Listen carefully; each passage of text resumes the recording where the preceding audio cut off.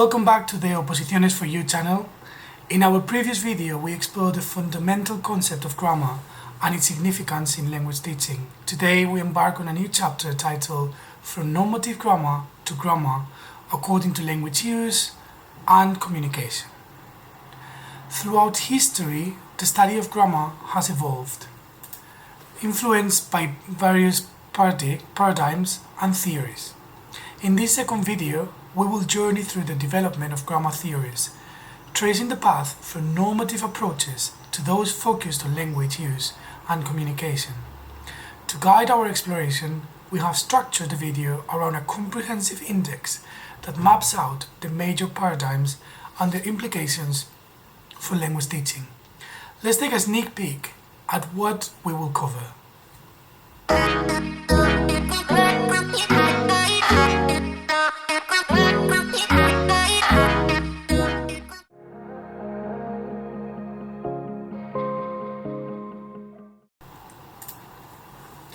Throughout the history of grammar, there has been a Western tradition with two major approaches, formal and functional. The formal approach, seen in Aristotle's theory, focused on constituent classes and the rules for combination. The functional approach, rooted in the early sophists, emphasizes meaning and communication. In the 20th century, it surfaced in American structuralist linguistics and in the transformationalist grammar of Chomsky.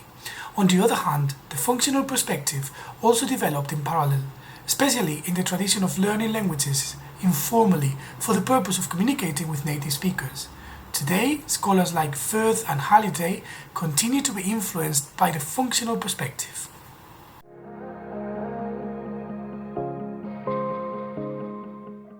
Traditional grammar refers to grammars primarily concerned with language as a set of rules. The foundation of this approach can be traced back to early philosophers like Aristotle and Thrax, who introduced concepts such as active and passive voice tense, subject and object, and subject-verb agreement. During the Middle Ages, when vernacular languages were being written, grammarians relied on classical grammars as the norm due to a lack of other resources. Latin, seen as a language of excellence, was used as a reference point. Normative grammars emerged to establish the purity and correctness of language, like English, often applying Latin rules. In the 19th century, comprehensive grammars like just presence recognized the need for change and focused on pronunciation and more nuanced categorization. Despite its limitations, traditional grammar remains widely used in language teaching worldwide. Traditional grammar, often associated with the grammar translation method, focuses on studying literature and culture associated with a foreign language. It emphasizes reading and translation with minimal oral practice. The approach views language as an object of study rather than a tool for communication. While it provides common terminology and helps students identify sentence components, it doesn't accommodate the dynamic nature of English or its various varieties. Despite its drawbacks, it is still used as the primary language teaching method in many countries.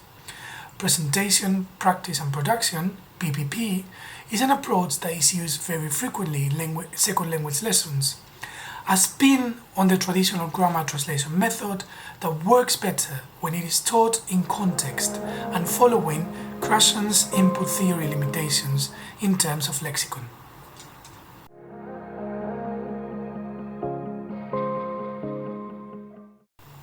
In the 1930s, linguistics realized that traditional grammar lacked scientific rigor. Structuralist grammarians sought to describe language based on objective observation and ethnographic studies. They focused on language in actual use and developed the school of Structuralism. Structuralists analyze language patterns, starting with the sound system and moving to words and their components, known as morphemes. They defined parts of the speech based on form and function. They also examined phrases, clauses, and sentences using immediate constituent analysis to break them down into fundamental building blocks. Structuralism aimed for simplicity, consistency, completeness, and usefulness in scientific theory. Structural grammar, derived from real-life linguistic behavior, focuses on oral language and analyzes patterns that can be manipulated without relying on rules or translation. It introduced substitution tables and pattern drills, where students practice changing elements in basic structures. The method, known as audiolingualism, emphasizes habit formation exercises and discourages the use of the native language. Structuralism improved language teaching by emphasizing oral language and providing detailed descriptions of phonology and morphology. However, it may oversimplify language and fail to account for the entire language system. It also lacks satisfactory explanations for complex sentence syntax and neglects meaning.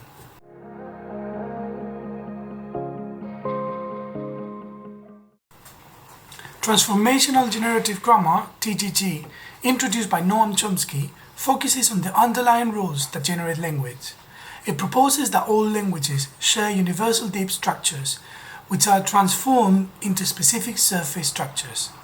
TGG makes a distinction between two concepts, competence and performance. Competence refers to our abstract knowledge of the language, the rules and structures we know. Performance, on the other hand, is how we actually use language in real-life situations. TGG has influenced how languages are taught, as it emphasizes actively using and understanding language rather than simply memorizing rules. Instead of just repeating phrases, it focuses on meaningful communication and understanding. However, some aspects of TGG have been questioned, such as the idea of competence versus performance. People have debated whether this distinction accurately reflects how language works in practice. It has also shed light on the nature of learner errors and interlanguage development.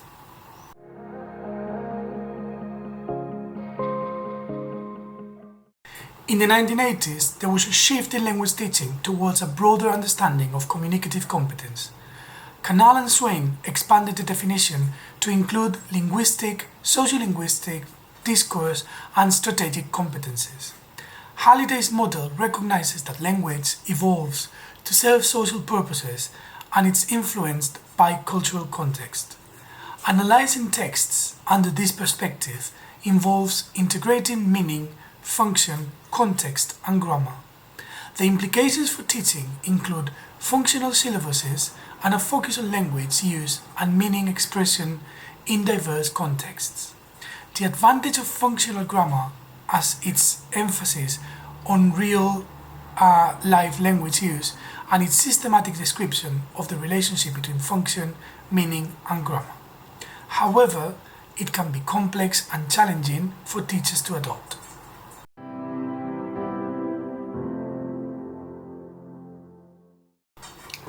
Stay tuned for more videos on grammar and on the topics you will need to learn to pass the Oposiciones exam.